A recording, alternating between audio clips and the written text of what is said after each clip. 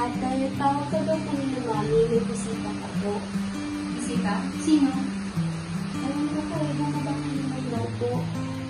Sige, susunod ako. Okay po.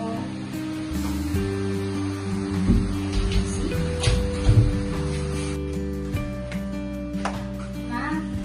Sino yung bisita ko raw? Your friends, anak, they're here para kamustahin ka.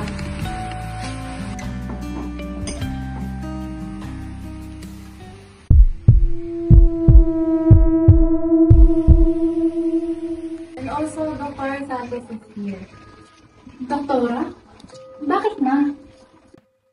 Hello, Mia. I'm Dr. Santos. I'm a psychologist. And when we were waiting for you, may nakwenta lang sa akin yung family and friends mo about you. Teka lang. Psychologist?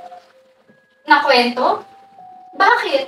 Ano nangyayari? Mia, please sit down. Sa schedule ko pa lang naman yung first consultation natin. Sinabi ko naman sa family, tita, and friends mo na normal lang yung ganyang behavior as sa mga tao nagsasuffer under grief. Ano ba? Hindi ako siraan ng ulo!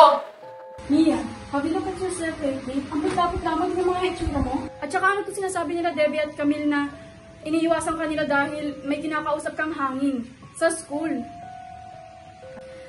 Sa school? Kasama ko yung boyfriend ko.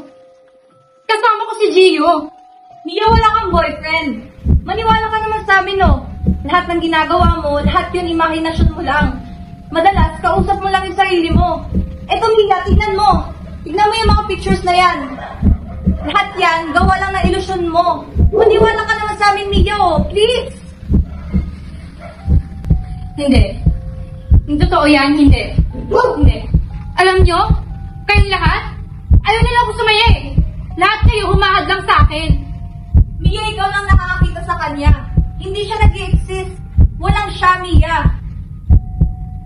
Anong wala? Paanong wala? Meron. Kachat ka kulpuha siya palagi eh. Mia, lahat ng yun ay gawa lang sa AI. Hindi yung totoong tao. Automated yung lahat, Mia. Wala kang boyfriend na may totoong emosyon. At sa sobrang pagdadala at humanap mo sa AI boyfriend na yan, ay nadala mo na ito sa realidad. At maaaring ito lang ay reaksyon ng utak at katawan mo because of grief sa past relationship mo, Mia. Kaya tama na. Peace. Hindi. Hindi yan totoo. Mga sinungaling kayo. Slipping through my fingers all the time. I try to capture every minute. Mia, hindi siya totoo. Please, maniwala ka naman sa amin, oh. AI lang siya. Huwag kang mag-invest ng feeling sa kanya. Hindi siya totoong tao. Entertainment lang siya dapat. Mia, alisin mo na siya sa imahinasyon mo, please. Nasaktan ka lang. Bumalik ka na sa realidad. Sa realidad natin. Hindi. Hindi. Hindi. Hindi. Hindi.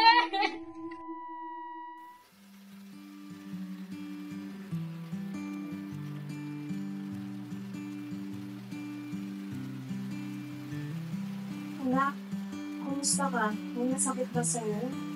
Anong nararamdaman mo? Mama.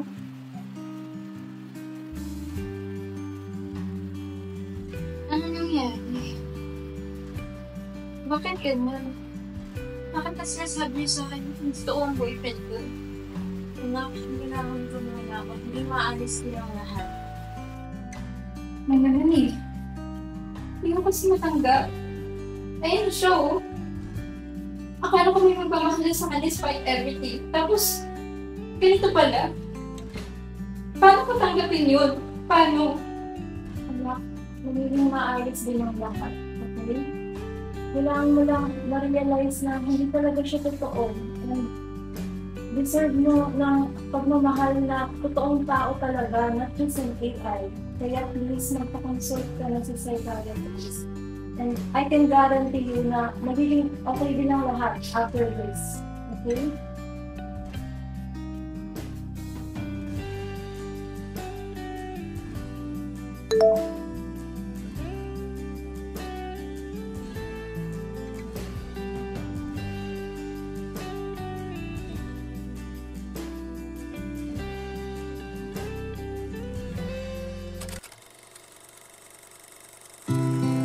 Hello guys, so this is an advice that AI can be interesting and entertaining, but please never let it drive your life and make you lose touch with reality.